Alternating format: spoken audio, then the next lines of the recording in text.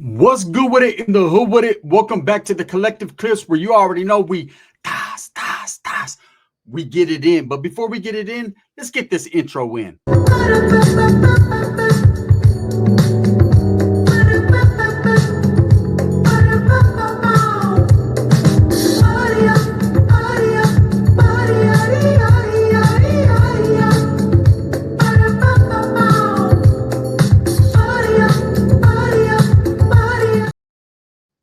Welcome back. You see, you caught me.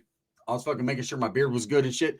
Welcome back to the channel, man. If you haven't already hit that like and subscribe button, put your notification bell on all. Make sure you go ahead and do that, man. So that way you're notified of all the dope content that the gun stays kicking this way, that way, every way. Right? I appreciate the support and I'm very humbled by it, right? So I wanted to do a new super manos, super hands, right? I've been asked over and over and over again. I always get asked the same question, and I got a lot of new viewers, a lot of new people to the channel. So they want to know who had the best, the most violent, the most frequent, the most dangerous hands ever with someone I was incarcerated with. Who had it like that, right? Now, there's the big bad wolf, the Terminator. Okay. Boxer Mendoza. We've heard a lot of stories. He's told a lot of stories. That Vato has never come close to an elbow. Never took an L. Never been defeated. Never. Wait up. Yeah, he was. Yeah, he was. In the boxing ring. Yeah, he got defeated by his ankles. So he lost that one, right? But according to him, he was the baddest Norteno smoking. The best thing ever created since Gessel, right? That Vato will melt you down. He'll melt all over you. That was his stories. We let him tell it until we found out apparently them stories weren't written by a current prisoner, right? They weren't the truth. They weren't facts, right? Or were they? Look, I'm not going to take anything away from Boxer. I will be doing an exclusive video on that whole history on if he had hands or not. And believe me, I think I figured out why it went down the way it went. Like I said, shady ankles, obesity, and a whole lot of other factors played into that, man. And plus age, man. I commend that motherfucker right now for being a 60-year-old man and getting in the ring period with a youngster. Takes balls, literally takes balls, man. He didn't turn the light off in his Corcoran cell. He literally came out for that gladiator war. Didn't win, but he came out for it. Respects for that. Now, the guy that I wanted to talk about with the superest duperest hands that I ever ran into was Soulja Boy from Stockton. Let me repeat that. Let's put some respect on the homeboy's name. It's this Soulja Boy from Stockton, Barrio 6th Street gang, right? The Six Streeters, the Six Toneros, the Six Stone. The homie had hands. I'm going to tell you a few funny stories. I'm going to tell you a few crazy stories, but they're all going to be true stories, facts.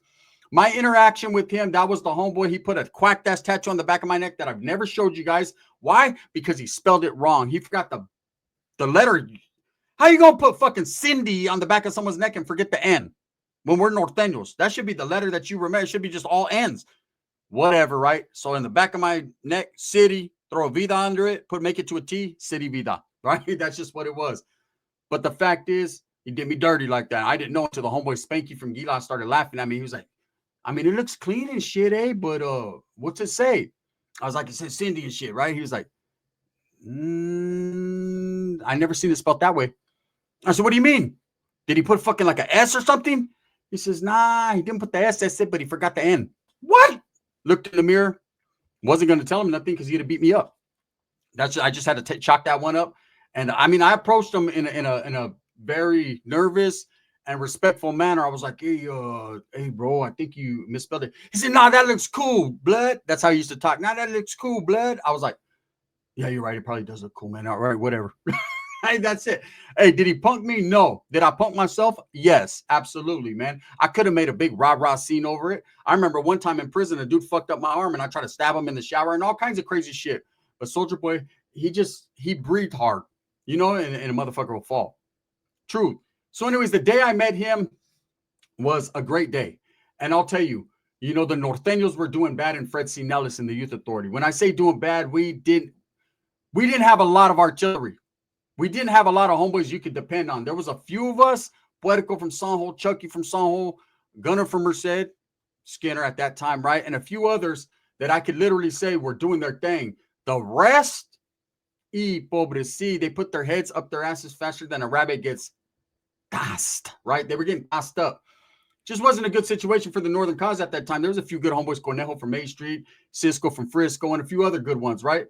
But when this carro pulled up, when this bus load of homeboys pulled up, I knew we had some soldados. Spanky from Gila, Shadow from Richmond, Bad Boy from Sakura, Soulja Boy from Stockton, Boo from Stockton. When they pulled up, now it's on cracking. Now we got numbers. Now we got some good, solid homeboys. Now we got some seasoned vets. Soulja Boy got off that bus, man. He was already like 6'1", 6'2". He was a tall individual. And I'll never forget, man, you know, we had heard whispers and stories about him like, hey, this fool has major hands. But everyone says that. Boxer said it for the longest until we watched him fight, right? Well, I'm here to tell you there was no untruths to what Soulja Boy had, homie. This man could fuck you up and fuck you up badly. Look, couple stories. I've told them in the past, and I must tell them again so that way they get their frequent flyer miles. So when I met him, right, he actually talked, and this is going to play into it. He actually sounded like a brother to me. Okay. I didn't know at the time his old lady was with a black chick. He grew up in an area where he fucked with a lot of the brothers, man. So yes, he did say the N-word. He was one of those Nortenos, one of the only ones I met from the Valley that actually said the N-word quite frequently, but wasn't no one going to tell him nothing. Not a black dude, not a white dude, not a Southsider or a Northern. No one was going to tell him he couldn't say it because he would knock you out and then say it again. So he was just that dangerous. One of the coolest dudes I ever met, Season, was down for the cause, but at the same time was not to be fooled with or played with whatsoever. And Southsiders knew it in Nellis, Northerners knew it, and if they didn't, they found out very fucking quick. Okay, let me tell you guys a story about the N-word and Soulja Boy, how I, once again, knew I fucked up. I knew at that exact moment, man, I done said too much. So what had happened was we were playing handball. It was me and Shadow from Richmond versus him and this little dude named Spooks from Fresno. Now, at the time, Spooks, right, was a bulldog. And at the time, Bulldogs had already broke off. They were separated from us. But he had come to the compa. The Southsiders were on him. They were going to take advantage of him, take all his shit. They had already said, we're taking all this full shit. And we kind of defended him like, nah. And I literally told him facts. Bro, you can come kick it with us. It's all good. We ain't tripping off the Bulldog North stuff right here. You're good, bro. And he decided to do that until ultimately later on, he decided to pull a knife out and try to stab me. But that was later. So he's kicking him anyways. He was a good handball player, could fight like a motherfucker, all that. And him and Soulja Boy were both good ass handball players. Me and Shadow was good. I wasn't that good, but I was good enough, right? So we're playing our handball thing, and Shadow's just dogging him. He's doing his thing, right? And Soulja Boy's getting pissed, so the N-word starts to come out. I know you ever notice when a Mexican gets mad, he starts saying the N-word a lot? It's crazy, right? Anyways, it started coming out a lot. And I got upset about it. I didn't like it. I still don't like it to this day. I don't like homies to use it. I don't like Mexicans to use it. I don't like blacks to use it around me. I just don't like that word. I think it's a derogatory, disrespectful word. I've always thought like that since I was a kid. And I stand on that shit even right now. I almost didn't stand. I almost got knocked out on that shit. But let me explain it to you. So Soulja Boy keeps saying it, and I said, why you fucking say it like that, bro? You're black or what? You think you're black? I don't know why I said that, why I got brave all of a sudden. He had already knocked out 100 motherfuckers before I did this in one punch, right? And so I was like, man, what the fuck, bro? And he was like, what'd you say? I said, yeah, bro, you're fucking Mexican, bro. You stop saying the N-word like that. And he was like, first of all, bro, let me think about what I'm going to do in this situation. And it was at that point when he started thinking, because you ever seen an angry man that has major hands think? They think aggressively, right? I could see the wheels turning in his head. And I was like, oh, shit. I just got crazy with the homeboy Soulja Boy. Yep, well, that's a DP, right? A personal one. And I was like, fuck, right? And then he was like, look, homie, you're the little homie, so I'm going to give you a pass. But don't you ever talk about what I can and can't say. You don't understand. My old lady's black, my kid's black. He started saying all these different things. I could say whatever the fuck I want to say. And even if I wasn't, bro, I could say it, and it's not a black word. He started giving me the whole clutch on the history of it, and I was just sitting there like, all right, yeah, oh, yeah, I'm sorry, Holmes. Right? Whenever I could squeeze in a sorry, I did it with the capital S. Soul Gang. I was like, oh, yeah, sorry. Yep. Yeah, my game is sorry. Yep. I apologize. I'm sorry. All right. Anyways, he didn't beat me up that day. Thank God. But he was going to over the N-word. And I just learned that man can say whatever he wants to say. Now, the first fight I ever seen him in when I knew, oh, this dude's superhuman. He's extracurricular. He's extra special. You know what I'm saying? He's Rider G. Right? This Vato's program time, homie. This Vato was really with the business. There was a guy there named Little Man from Bakers. Southsider, right? I remember I tripped because this dude was the identical twin to Sykes from Goshen, Tulare County, who's well known now. is somebody in the Northern organization. Like we know who Sykes is, right? But at that time, we were all in the same compa. And Sykes had major fucking hands too. Little youngster, hands.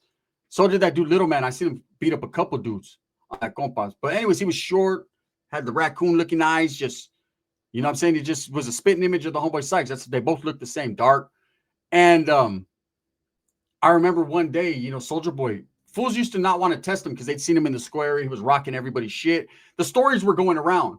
But the Southsiders, one thing about them is they don't give a fuck. They're going to handle their business anyways. In fact, if one of them is able to defeat this monster, then he would have all that clout, right? All that respect.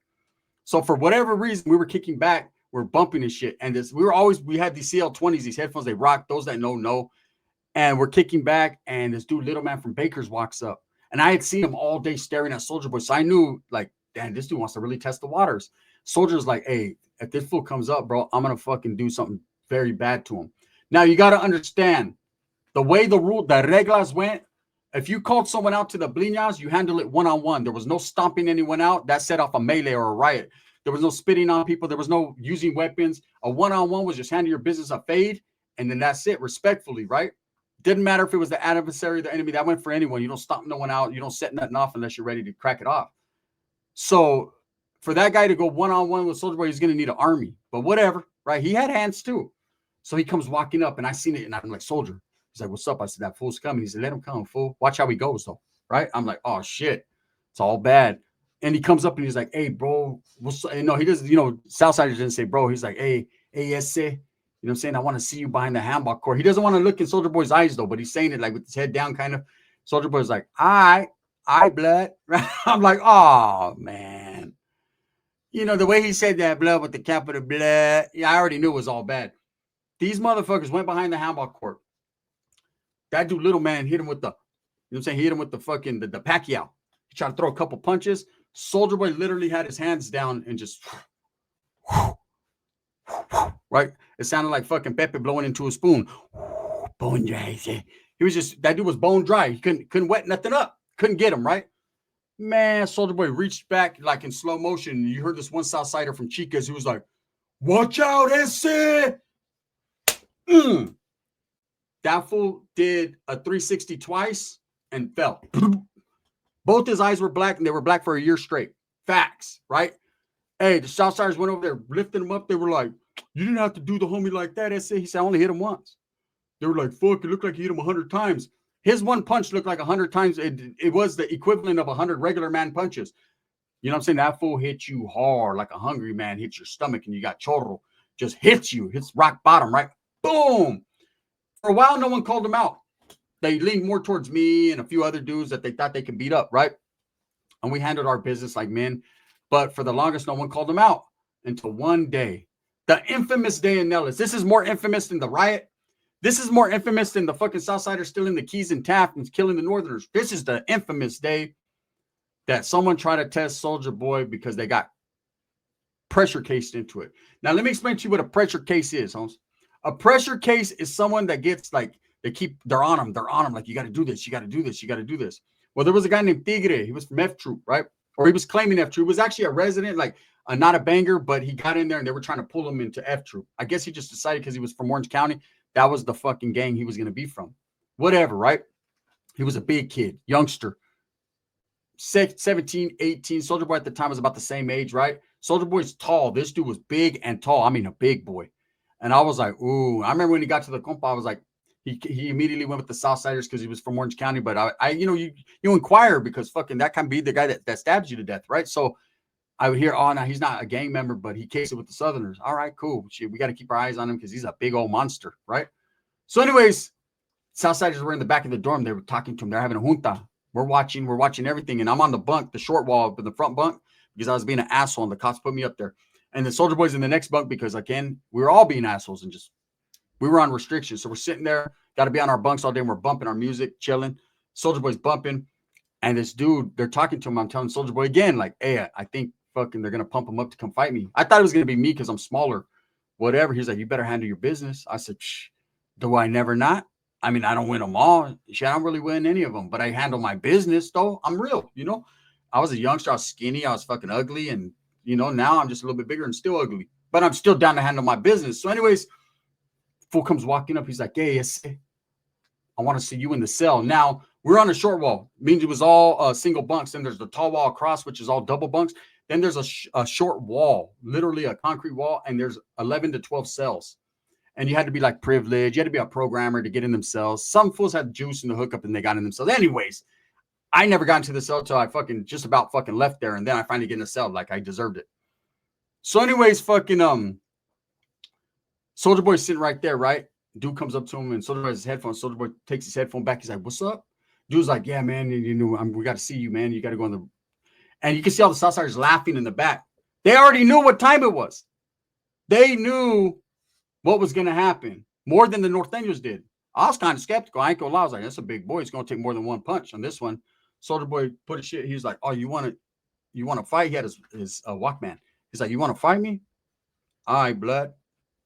Blah, blah, blah, blah, blah. I was like, oh, shit. He even called him the N-word. So I started to look at him like, what? Right? He hands me, he puts pause. He told me, hey, don't skip my part. I'll be right back. I'm like, he said, I'll be right back, right? That motherfucker goes in the cell. Everybody, black, white, brown, Asian, counselor, parole agent, senior, GS, everybody knew what time it was. No one's going to say nothing. Let these monsters do their thing. That motherfucker went in, Soulja Boy went in the cell first. That motherfucker went in the cell. He closed the door behind him and you immediately heard, I was like, oh shit, they're chunking him. Then it stopped.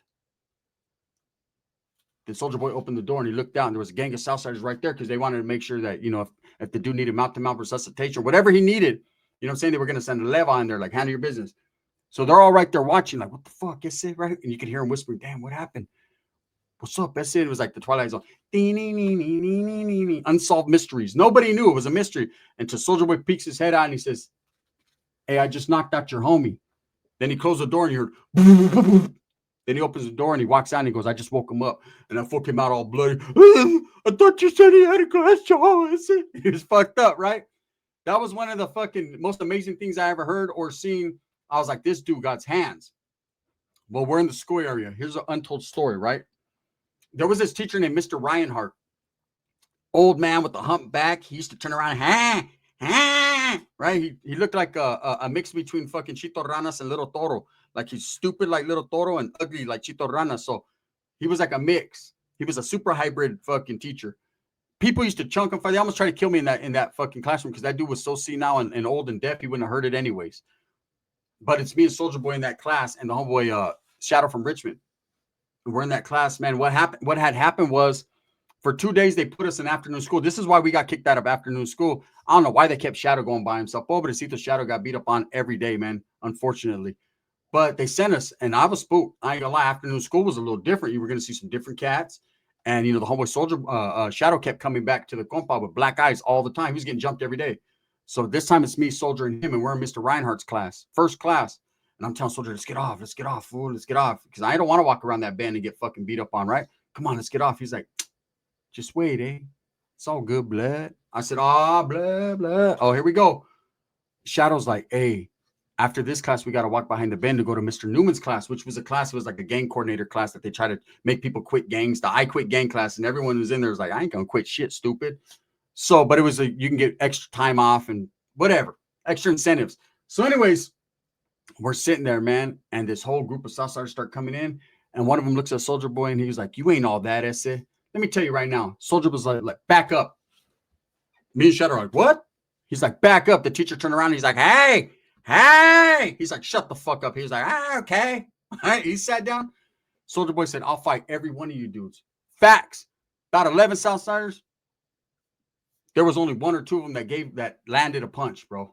And I'm not trying to be north and south heavy and all that shit. I'm just speaking facts. In fact, there's a Southerner, man, that taps in with me, man. He was there. I fought him. He knows he's from Orange County. Respects to that Vothel, man. You could ask him. One of these days, I'm going to try to interview him, and he'll tell you guys the same stories. I'm not lying. This fool I went up against the wall with Shadow, like, what the fuck, right? Make sure we had the homeboys back, and he proceeded to knock everything out in sight.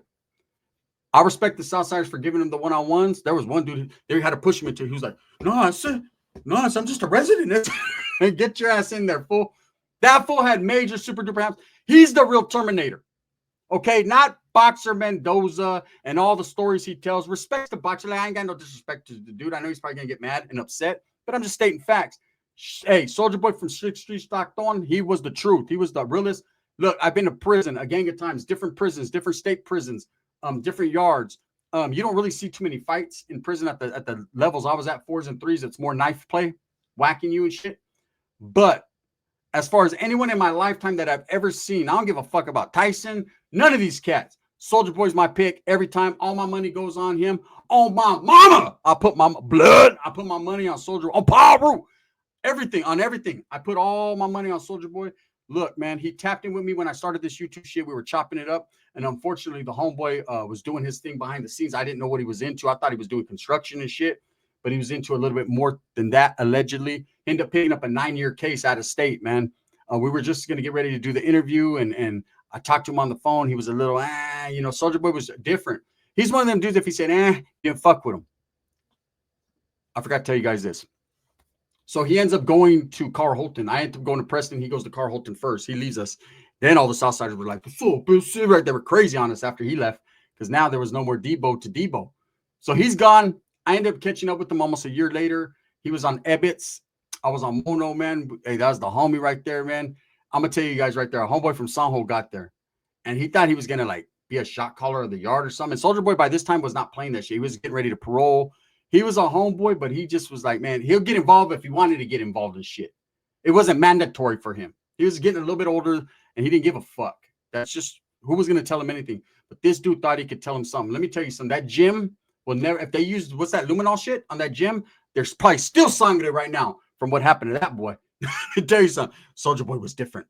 With that being said, that's the real Terminator. Not this one on YouTube that ain't ever really terminated too much. It's not lately. We'll get into that on the other channel eventually. Thumbs up or thumbs down. Heavy's going to be the head that wears the crown. Are you guys ready for another super? Are you ready for Pepe? Do you guys want some Pepe in your life? Do you want some fucking Pepe? Well, I got you guys covered like a state blanket. Itchy, better warm. Tap in.